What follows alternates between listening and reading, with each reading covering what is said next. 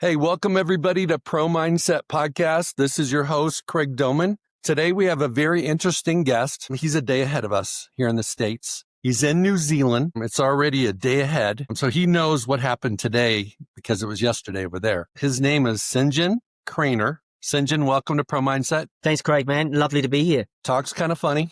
So put on your listening ears. He's English, but he talks a little differently than I do, but I can understand him completely. Sinjin does a lot of things, but his primary role is training salespeople that have potential clients that are rural people all over the world. And he uses psychology, self-taught psychology, to train people to serve rather than sell. Is that true? Yeah, 100%. And yeah, we're very much specialized. It's great to be here, Craig.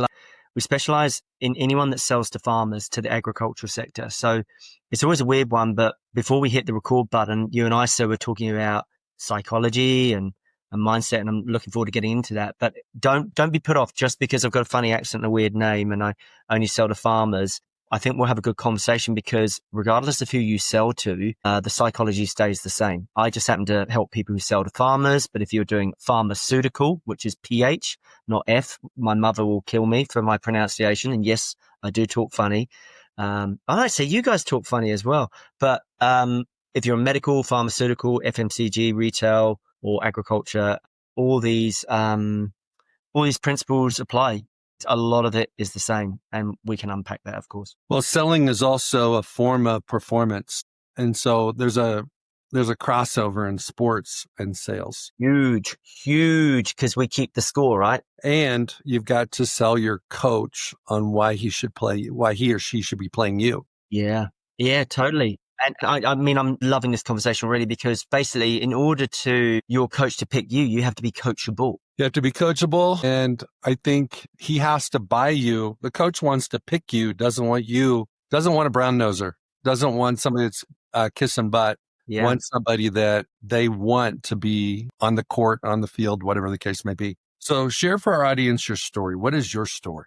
A very short synopsis. I come off a farm in UK. My parents were farmers. And then after uni, I did the big OE, which is our overseas experience. And I went to Australia. And then I met my wife in Australia. She's a New Zealander, or what we call a Kiwi. And then I've ended up in New Zealand. I've been here for the last 26 years. New Zealand reminds me of the UK a long time ago. Less people, more agriculture, a lot of rugby, a lot of beer, my kind of place.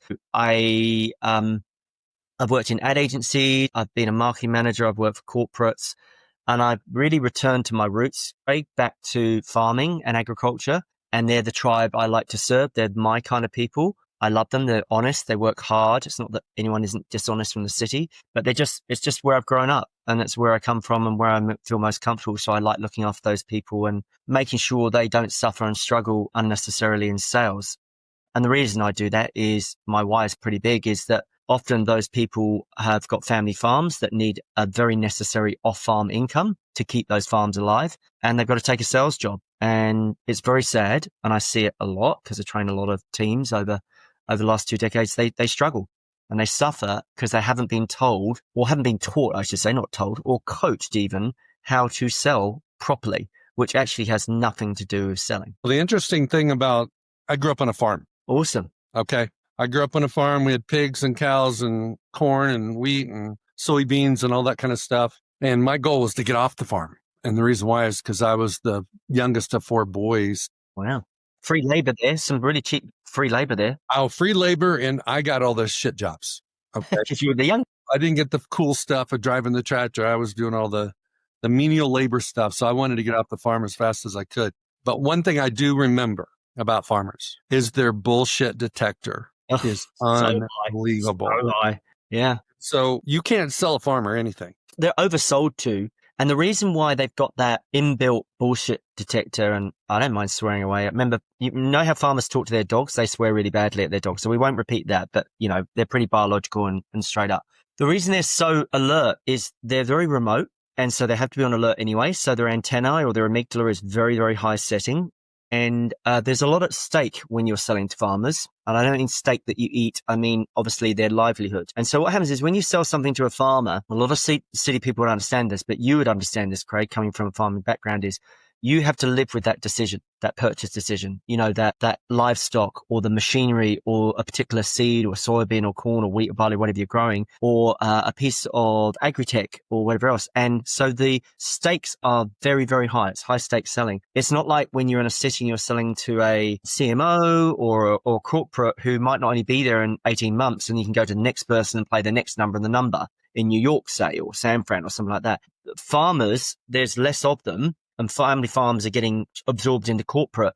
So there's a smaller pool that you're selling to as well. So there's all these factors and dynamics that make selling to farmers quite hard, and understanding the psychology of it makes it easier. And then there's a lot of sectors I think that could learn a lot from how we sell to farmers. Equally, we can learn a lot from them as well. Well, one of the things about farmers is you've got your neighborhood, you've got your neighbors, you got your friends. You tell them what you do, what you did, the decision you made.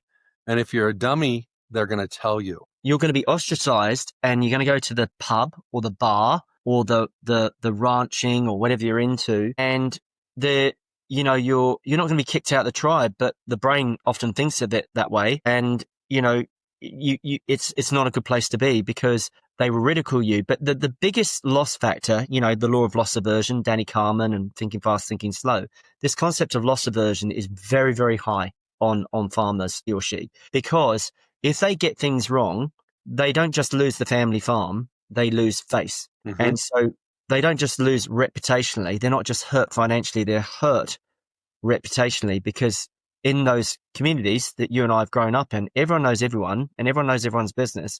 And if you're not a good farmer, you're going to struggle. I mean, it's just caveman brains, right? You're not going to get the mate. Your wife's going to leave you. You're going to be kicked to the curb. Your kids won't talk to you. I mean, I'm being dramatic here, but it's not going to be really good, particularly if you lose the family farm and it's been in your family for generations and you're the bozo that made the bad decision. That it's almost a shame, and that shame self is a very, very dangerous place for a farmer to be. So that's why it's such high stakes selling to them. I think the thing that differentiates farmers from city people is everybody knows your business. Mm. In this city, your neighbor doesn't necessarily know your business. No, don't even know your neighbor. Don't even know your neighbor. But in the country, people take care of people and they know your business. If you make a good decision, everybody recognizes you for it. They want to know more about it. And vice versa. Okay, so let's jump right into something that I think everybody that's listening has dealt with in some way, shape, or form. And that is, whether it's in their career, whether it's, in their personal life, they've had this situation where they wanted to sell an idea, a product, or a concept to someone. So Christmas is coming up. This is the time we're selling our spouse on, hey, it'd be a really good idea to buy X.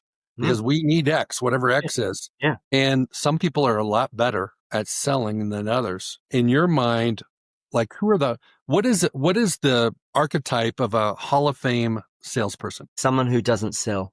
And what I mean by that is someone that's more interested in the person in front of them than themselves. Someone who is serving others rather than serving their own needs. Because when you serve the best interests of others, rather than your own best interest, you'll make more sales. I have this concept. I need to trademark it.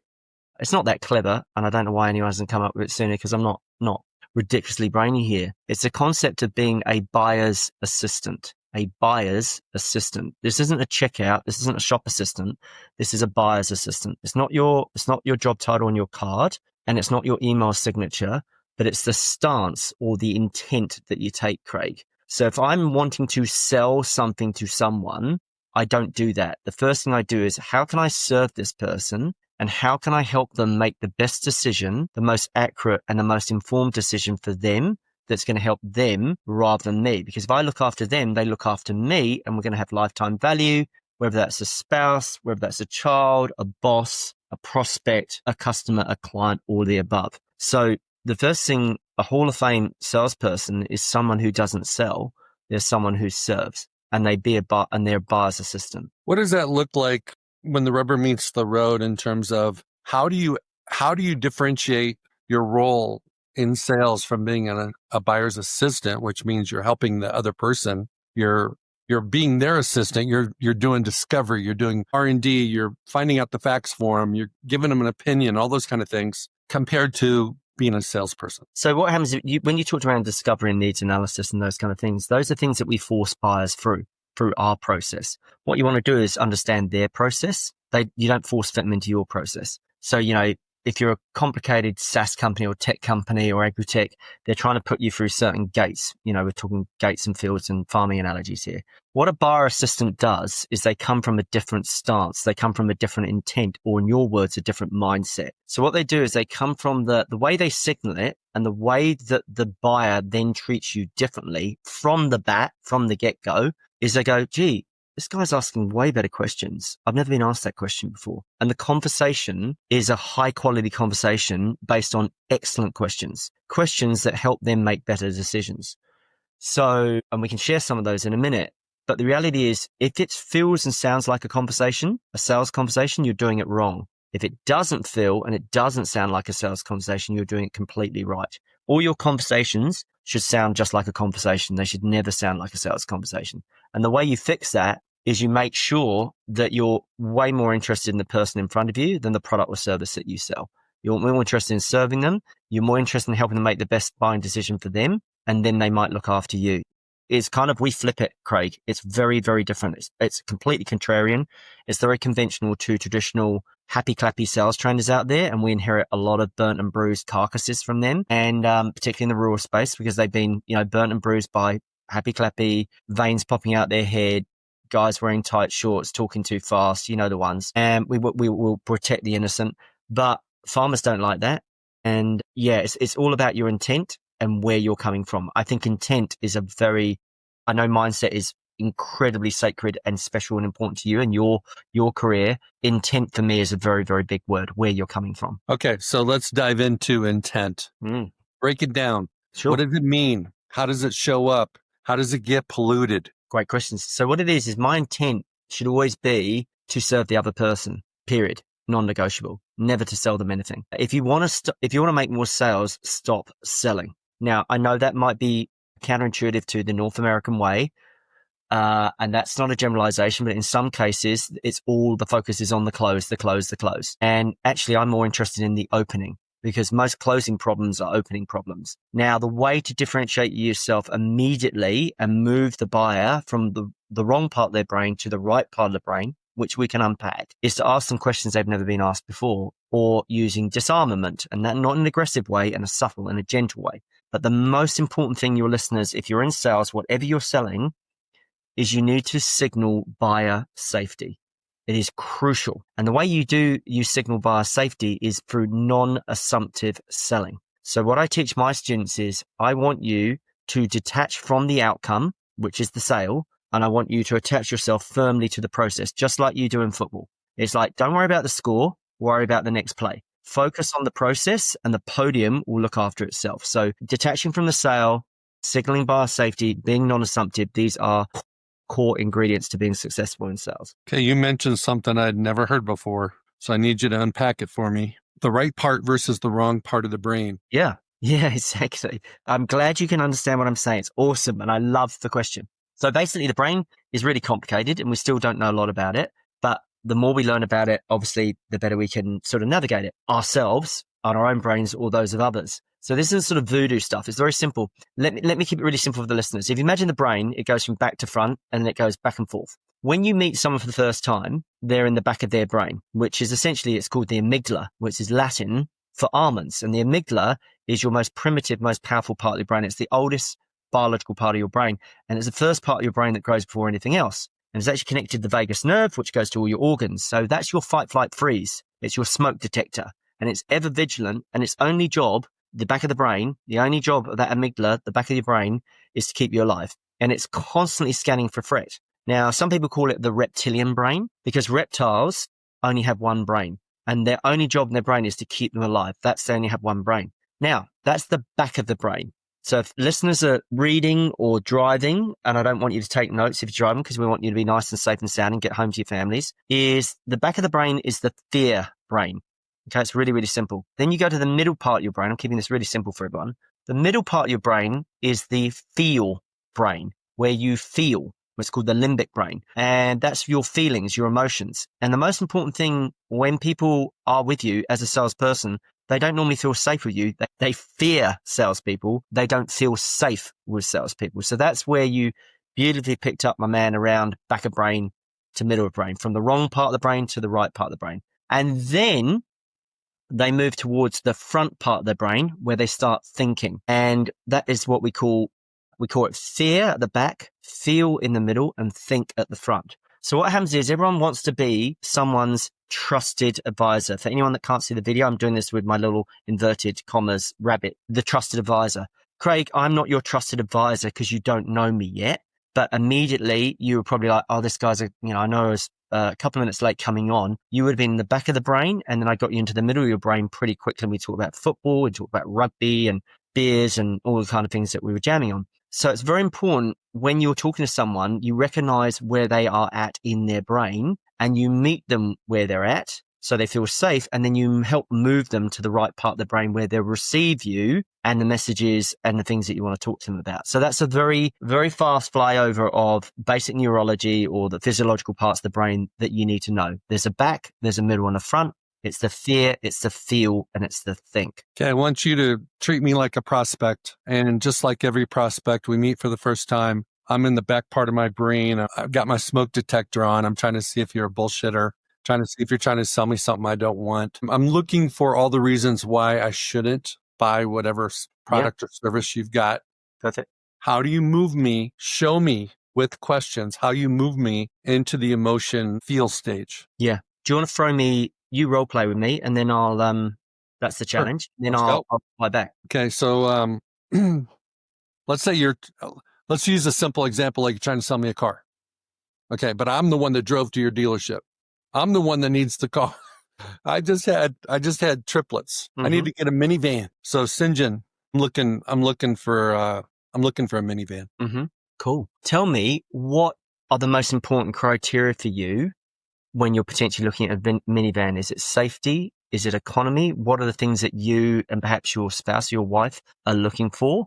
And then we can either find out if we can help you or not. How does that sound? That sounds good. I would say there's three things we're looking for. Number one is safety. I want high readings. I want full circumference safety. Okay. Because the little ones are going to be in the second row. So I want, I want tremendous safety. The second thing I want is economy from the standpoint of gas mileage and, just not, I would say gas mileage as well as dependability. If I'm buying a new vehicle, I don't want to be at like a couple thousand miles outside of the warranty and have to spend a bunch of money. So I'm looking for a vehicle that's got a long, useful life. And the third thing I'm looking for is a little style. This is the first time I'm going to have a minivan. I'm used to driving fancy cars, and I don't want to be the geek. Yeah, makes a lot of sense. So safety is a really big one. And then if we're rolling and ranking them in order, did you say that economy, your gas mileage is second, then reliability is third? Have I got that right? That's totally fine. Reliability is third. Yeah. Okay, awesome. Okay. But then we also said that style is important because naturally, just like I was, then I had to go in a minivan and a people mover, and I used to drive a nice flash Audi. And I cried when I had to get my minivan. Yeah, obviously, we're just running out of role play here, guys. I would not make that up if I wasn't the case. Yeah, it makes total sense. We want to look, as good as we can in a minivan if that's possible, right? So tell me about the little ones. How old are they? Let's just say they're triplets and they're 2 years old. Wow. Okay, so that's busy. Have you looked at any other models in terms of ease and access of getting them in? What have you tried? What have you researched? St. John, you are the first salesperson I've talked to. This is the first lot I've come to. Okay. I don't like shopping. Sure. And so, if I can find something here, I'd like to get something knocked out. But if not, I'll go down the street. Yeah, sure. And before we get into all of that, because we're not going to make any assumptions, I think the most important thing is here that we give you the best information you can, whether it's us or someone else, to make the best decision for you and your wife and your beautiful kids. Okay. So that's probably what we need to focus on first. We'll worry about the sale later on. Okay. So tell me more about, I think I'm clear on the safety side. Who's going to be using the car the most? Is it your wife or is it you? I would say my wife's probably going to be using it 80% of the time. And so when your wife's using it, is she using it for kindy drops, shopping? Is it the family wagon? Is that? It's sort of family. Anytime we take the kids somewhere, she's going somewhere, it's going to be the vehicle. Brilliant. As you know, with me, the wife is a happy wife, makes my life happy wife, happy life. And if mum's not good. No one's good. What has your wife told you? Because we talked about what's important for you, which is really important, but what's important for her that we need to be aware of? All she cares about is safety. Right. And I would say that, a little bit of just accessibility, convenience in terms of, opening doors, reaching the kids when you're driving. You're always going to have, one of the three is going to be screaming at any given time, drop their sippy cup or whatever it is. Well, there are three of them. There's three of them. So we need a bench seat in the back so we can fit all three in, because if we got bucket seats, we're going to have to stick the unlucky one in the back. Yeah. So accessibility, mobility, being able to get at them is really, really important. So leg room and all those things. What else is on your wife's list? What's the things that she's told you that are really, really important in terms of That's all she's got is safety and just being able to, with the vehicle we've had, it's not the best for, at a red light, being able to accommodate the kids. Yeah. What's the vehicle that you guys drive at the moment? We have a role play mode now. Let's just say we have a Tahoe. Okay. Bucket seats in the back, and it's not ideal for 3 kids. Yeah. And what is it that you liked about that car before you haven't so much liked it? What did you like about it? The Tahoe? Yeah. A lot of cargo space, rides nice, rides like a car, but gives you the spaciousness of a truck. It's bigger on the road than a normal car. Visibility's better. It's just a nice ride. Yeah.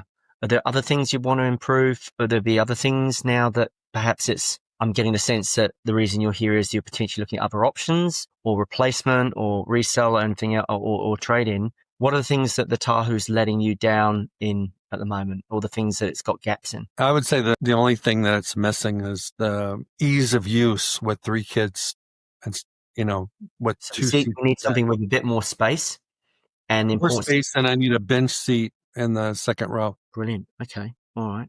Okay. Do you want to have a look at a few things that might tick off a few of those boxes, and then we can go from there? Beautiful. So we'll jump out of role play so we don't bore the listeners anymore. I don't sell cars for a living. I sell tractors and headers and agri-tech and feed and seed. I don't know. What do you think? I don't know. You tell me, Craig. What you did is you kept asking me questions to get me to get more clear about what I needed, what I wanted, how it compared to what I have now. You took it slow. You didn't try to sell me on anything. Didn't tell me how great your product was. You didn't try to introduce me to the general manager to start talking about money. You didn't even ask me to take it for a test drive. No. You were just trying to get a feel for why am I even here? Yeah, exactly. We were qualifying you. So was I playing sales rep or was I playing buyer's assistant? Yeah, you were a buyer's assistant. And then I did an important thing. And again, I'm not being self-congratulatory here, but we break it down for the listeners. I asked you about your wife, didn't I? And why was it important to ask about the wife? Well, she's going to be driving it, and she's going to be a co-decision maker as well. Yeah, at least. If it's anything like my wife and mum of the household, she's the CFO and CEO of the household, and nothing gets worse, right? I know how my bread's buttered. She might be listening, so I need to behave myself. So we talked about the buyer assistant and the buyer committee. Now, what you picked up on, sir, is very, very important. I want to say this as clearly and pronounce it as articulately as I can, okay, if that is such a word. You must sell slow to sell fast. Now, again, a lot of what I teach my students is very different. It's very counterintuitive for what you've been traditionally trained. What Craig, you gave me that compliment there, Craig, is I don't rush the sale. I was not attached to the outcome. I was attached to the process of qualifying and clarifying how I might be able to help you. I also use the word potential to signal to your brain to keep you safe in the middle part of your brain. Because as soon as you drive onto a garage forecourt or a yard or a site or whatever you want to call it, usually you're in amygdala, possible loss aversion mode. And it's like, is it going to be a really hardcore Grant Cardone type, Andy Elliott type style seller? And that's what our brain expects, because our brain is a pattern recognition machine. It predicts things to save cognitive computing power. So what we have to do is we have to pattern interrupt in order to get you into a different part of your brain, or you'll stay stuck in the back. Okay, so you said our brain is a predictor. I totally 1000% agree that we are always trying to, even when I'm listening to you, I'm trying to guess what you're going to say next. Yeah. Where you're going next. Why you're doing that? Tell me why. Explain to the listeners why you do that. I don't know. I don't know the psychological reason other than it helps me stay focused when I can, like make the assumption I know where you're going. I can finish a sentence type thing, and makes me feel smart if I'm right, and makes me feel stupid if I'm not. What is your reasoning for, what is your observation for why we? It's not so my observation. The science tells us that we know the brain weighs, on average, man and woman, about 2% of your body mass, that it uses up to 20% of your energy, and your brain is an energy miser. It's very, very lazy. And so why all our brains like to predict things is because they are pattern recognition machines. And so when you think about your computer here, we're recording it, you're recording it. Your computer can find a file very, very fast, and it has a working memory. And there's a difference between procedural memory and working memory. And I think you know the difference between the two as a coach. One is obviously ingrained and one is short term. Working memory is short term. Procedural is ingrained and habitual, and it's like a muscle memory, second nature. So back to the brain is predicting things because it doesn't like to waste energy. And so what happens is our neural pathways in our brains, there's a lovely neuroscientist called Herb Keller. He's very famous for this quote. He says, neurons that fire together wire together. So what that means is the more you repeat something, the habituation or the repetition, because obviously repetition is the mother of all learning, doing the reps, whether you're a sports guy or a business person or a salesperson, you are basically creating a well-worn path or a neural pathway that then fires quicker. So physiologically speaking, your neural pathways are like electrical currents in your head. And there's, we can go into synapses and axons and dendrites and all that stuff, which is too complicated.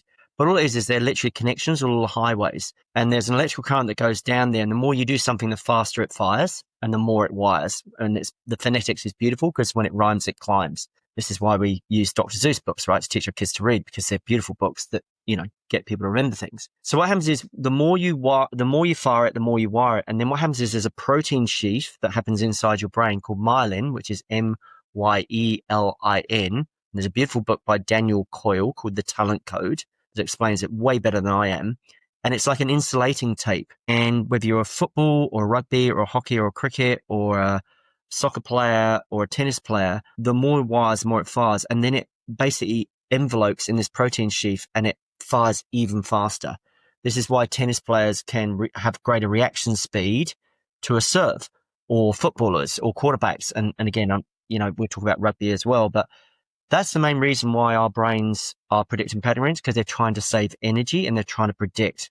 And so this is why roughly you will finish my sayings, even though we're from different countries and different cultures, and you roughly know where things are going. So that's the science. Well, and I think you also perform at a higher level, especially in sports, when things become second nature. 100%. And you anticipate it, what's going to happen before it happens, and then it happens just the way you expected it to happen. And it's because you've seen it before. Love it. And it's hardwired in your mind. And I was just going to say, Craig, on that, just for the listeners, you reminded me of something that's really, really important. In sports psychs, and you'll know this too, is it's called mental representation. So that's just a fancy word for being able to see the game bigger and slower than everyone else. So sometimes cricketers can see the ball like a football, or the game slowed right down, or he's got so much time to make his play. So it's called mental representation. And what it happens is when you are able to, all the basic cognitive tasks are already ingrained and wiring and firing very, very fast. So that literally frees up cognitive capacity for you to be able to read the game at a higher level and perform at your highest. So again, think about the brain like a computer. If it has too many apps open, too much going on, then it's going to shut down, it's going to slow down, it's going to fan, it's going to get hot, and it's going to get bewildered, and it's going to crash and have a reoccurring beach ball if you're on a Mac or something. So what we have to do is once that machine, that working memory turns into procedural memory, which is like you spoke about, second nature, what we call muscle memory, because the brain is a muscle, you can then perform at a higher level because you've freed all that cognitive capacity to focus on the higher level of the things that others can't see, that perhaps early on in their career or a beginner. That's why, like in football for quarterbacks, operations are so important in the beginning, meaning making sure you know where all 11 guys are. You're trying to make sure you have guys go in motion at the right time, all these kind of things that once you get it down, you don't even think about it. Now you're focusing on what the defense is giving you. It's a whole different level of thinking. So I think what happens is until you get a commanding knowledge of your job, you're thinking about things that don't really help you do your job. You're just thinking about the things that you just don't want to mess up. Yeah, So 100%. you can't really be successful because you're just focused on the things that just help you not look bad. Yeah, and that takes a lot of computing power and then distracts you from the things. So I had he's pretty famous All Black come on my show. And when's this coming out, Craig? When you're weeks away, months away? When does this roughly come out? We're like 3 weeks away. Okay, cool. This was recorded 3 weeks ago. Okay, cool. So basically, I have a famous All Black, and he's going to be doing our 100th episode, and it's very generous. And what he did say, it will become clear if people want to follow it, if they're interested in rugby, maybe they're not. But he said, the reason I got so far is I had good rugby intelligence. He said, I knew where the ball was going to be. And also the other thing that was amazing about this guy, who I have to keep under wraps because I won't until the 100th episode goes, is, and it will become clear, is he was chosen for his coachability. And what he didn't lack in strength and stature by his own standards, he wasn't a really big guy and he wasn't a really fast guy, but his rugby intelligence, his rugby IQ, or what you call his footy IQ, football IQ, was very, very high. He was also a lawyer before he was a rugby player, so he had a big brain on him.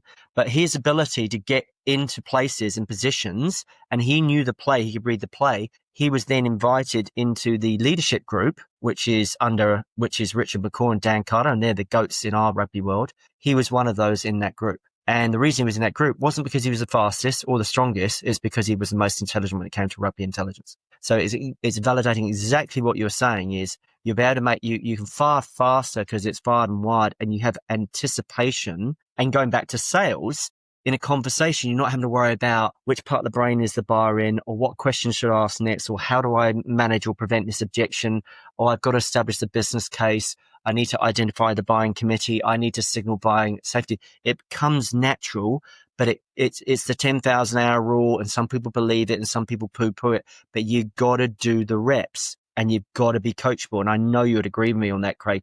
Some people are just not willing to sacrifice and do the goddamn work. And this is why they suffer and struggle, because they're not willing to do the necessary reps. Okay, so let's shift gears for a second. You've got a salesperson that has the head knowledge. They've got the sport IQ, so to speak. But in the defining moment of the conversation, they wimp out. They blow it. They lose their confidence. They can't, because they're attached to the outcome. Yeah. Well and said. the commission or whatever follows that, they bomb it. How do you coach a person to be better when that's their symptom, that's their problem? Well, the first thing we do is we watch the tapes.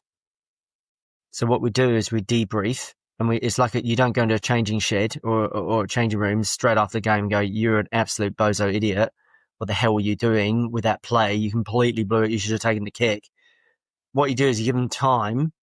They're already self-reflecting, self-remonstrating, all those kind of things. And then on Monday morning, let's use the sporting metaphor because that's where we're going, is I go, hey, can we go through, are you okay? Can we go through that call together? Can we listen to the tape, or can you take me through it? Maybe I've watched them. Most coaches watch their teams. It's kind of important. If you're not watching your team, then maybe become someone else, or don't become a coach and don't become a manager.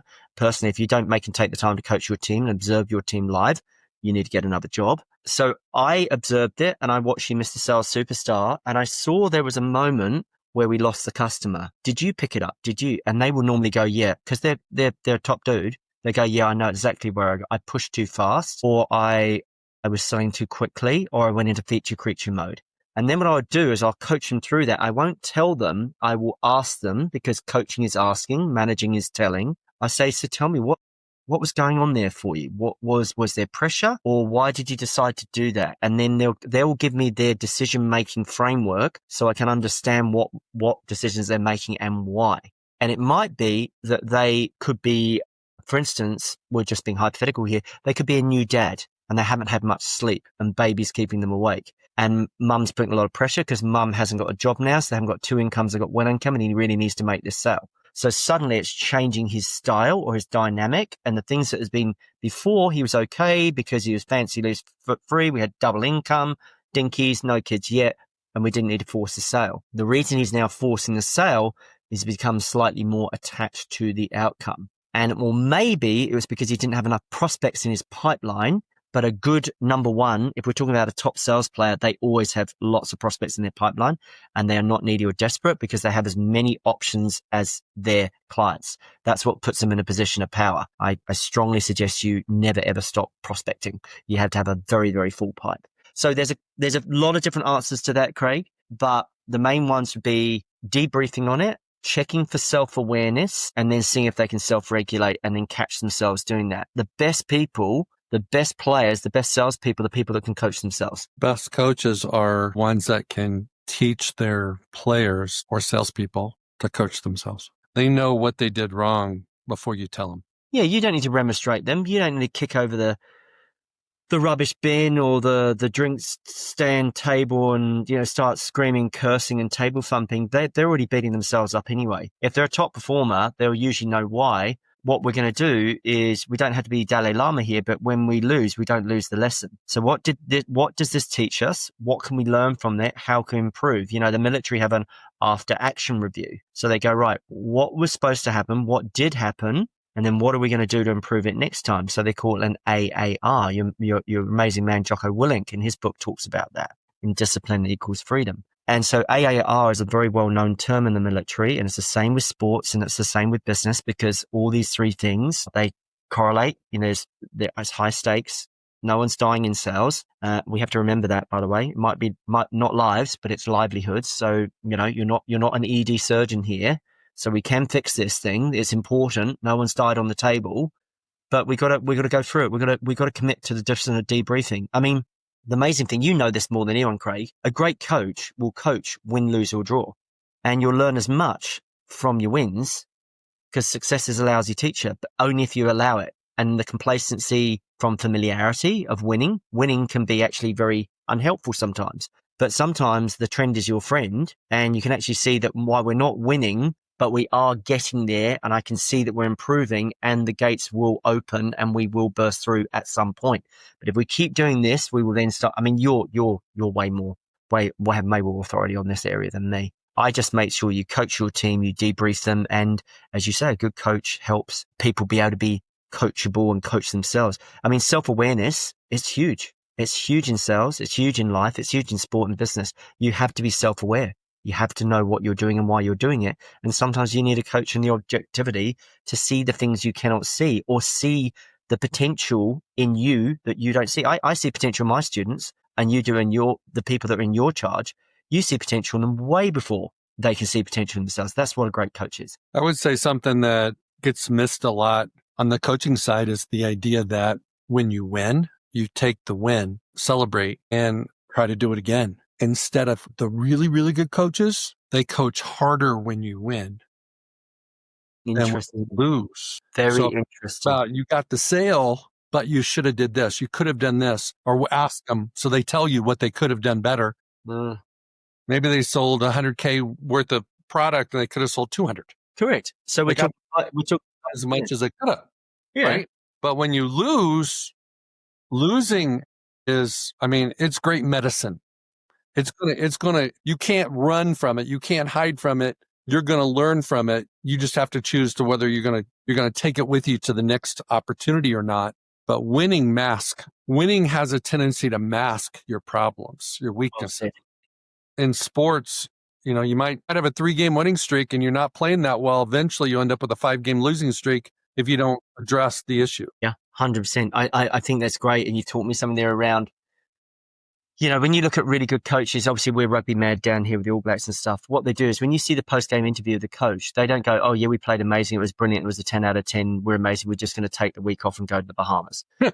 What they do is they go, yeah, look, we're good, but there's some things we need to improve on. And then we need to go to another. Now I'm going to give you, you'll quite enjoy this. I don't know how much you know about the All Blacks, but they've got a pretty good winning percentage. Like I said to you before we started the recording, between 2005 and 2015, they have an 87% win rate, which is the highest of any sports team in the world.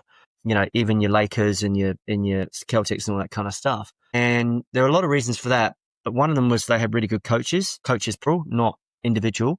And the top coach was a guy called Steve Hansen. And one of the things they do, and there's this beautiful book called Legacy by James Kerr, which is behind me on the bookshelf here, is he says there is a lot of humility around the team and they sweep their own sheds. So when they go, they clean out their own changing rooms. They're not superstars, not rock stars. They clean the sheds. So they sweep the sheds. When they check into a hotel, they don't get the hotel butler or foreman to take the bags out of the thing. They have a human bucket chain and they get the bags from the coach into the reception and they just all line up, all 40, 50 of them in the squad. So these kind of disciplines. So you talked about the points of standards, which is where I'm getting to. So Steve Hansen had this quote and it's beautiful. He has another one as well. He says, the standards you walk past are the standards you accept. And now the other one that he said, which I loved even more, he says, if you can't change the man, change the man. And this is why they had the win record. And so, we can learn so much from your amazing NFL coaches. I've read a few of them, some of them down here on the bookshelf. John Wooden, your basketball coach, amazing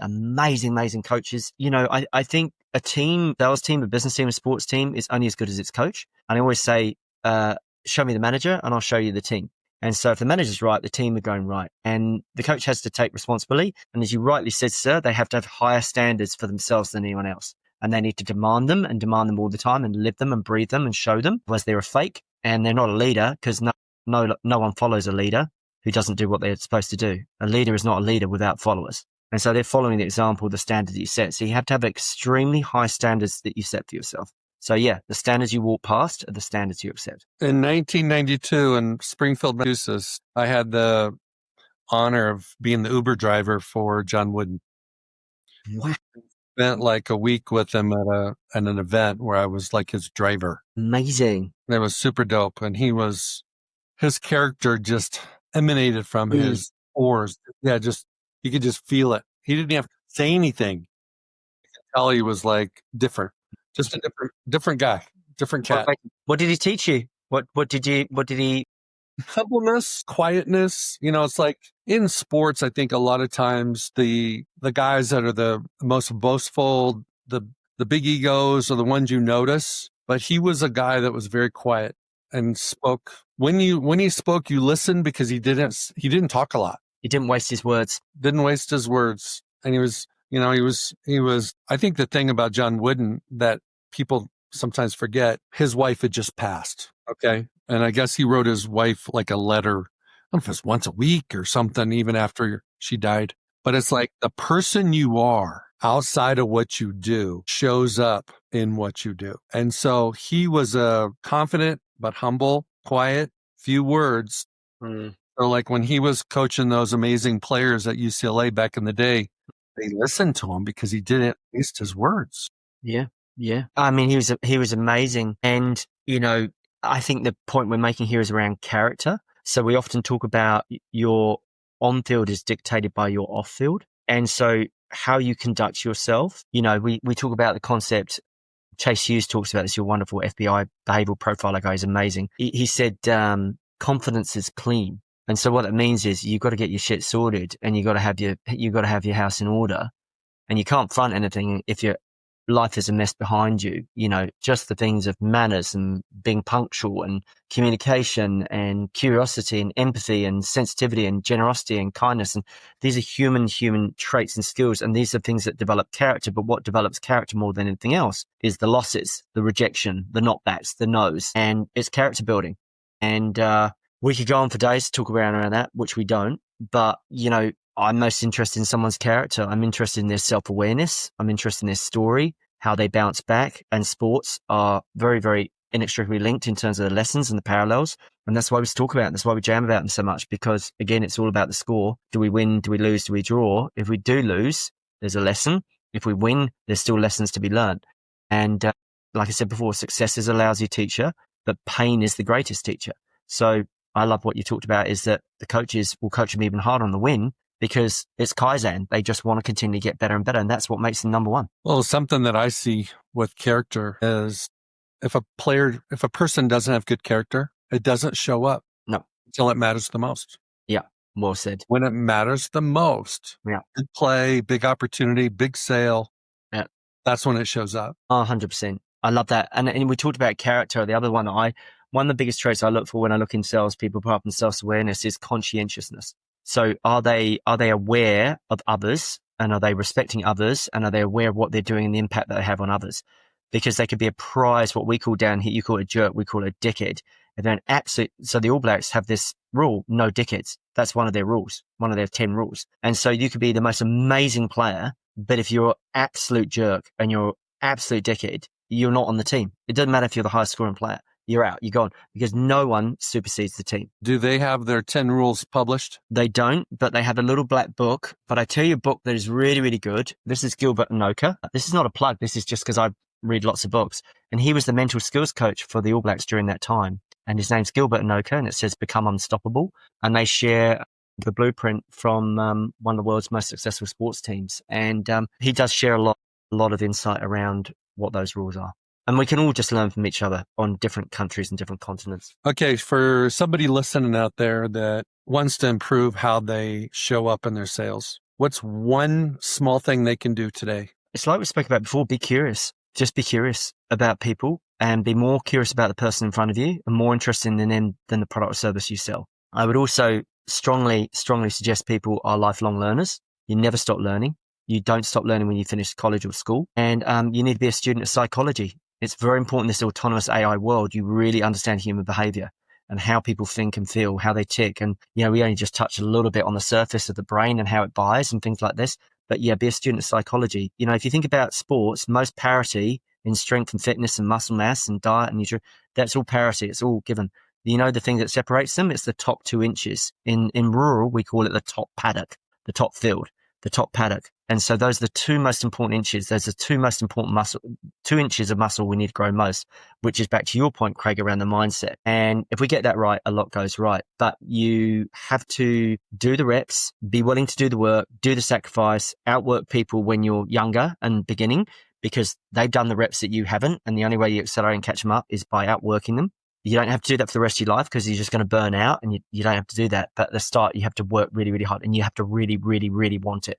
You have to, there's 3 things I look for. I look for people that are hungry, people that have urgency, and people that have energy. And if I see those 3 things in them, they're my kind of guys or girls, and they will willingly come into my world. But if they're not, I don't want to teach them. I don't want to coach them. I don't have time for them. Hungry, energy, and what was number 2? See, they get things done. They get shit done. They don't muck around. They make decisions quickly. They're not erratic. They're not fools, but they get it done. And I don't like chasing people. I ask people to do something. I expect them to get it done. They tell me when they get it done, and we expect it to be done. That's what I expect of my team. Okay. Somebody out there wants to find you. How can they find you? LinkedIn. There'll be, hopefully, I know your amazing team will put my LinkedIn in contacts in the show notes. We have if you like this stuff and if you're in the sales game, you might not be selling to farmers or agriculture, but if you are, I have a podcast called The Rural Sales Show. And that's, we get lots of sports psychologists and rugby people on there and coaching people on there and people around human behavior and neuroscientists and all those things. And those are the main things. And if you want to go to our main page is, again, it'll be in the link in the show notes, Rural Sales Success, one word.com. And in there is books, resources, lots of free resources. No one needs to buy anything. Just have a look, have a graze, download what you want, join our groups. Sign up through email, follow the podcast. And of course, if you want to reach out, just reach out to me on LinkedIn and drop me a direct message. Sinjin, thank you so much for being on today. I'm checking our time. We're at our close, but I enjoyed the convo. Appreciate your insights. You're a man with lots of knowledge and lots of experience, especially. I think you've done a wonderful job of learning from lots of different people, which that's everybody's like that. We're kind of like some of all the books we've read, the experiences we've had, things of that nature. And so I appreciate it. But thank you very much for being on today. You're most welcome, Craig. And last thing I say to everyone, be a sponge, not a rock. Amen, brother. Hey, it's Craig Domann, the host of Pro Mindset Podcast. I want to thank you for listening or watching today's show. And you can catch us every week on the normal social media platforms like YouTube, Facebook, Instagram, and all the listening podcast platforms. I hope you enjoyed today's show. And more importantly, I hope you gained a pro mindset insight. Please be sure to rate and review Pro Mindset Podcast. And I look forward to catching up with you on our next show.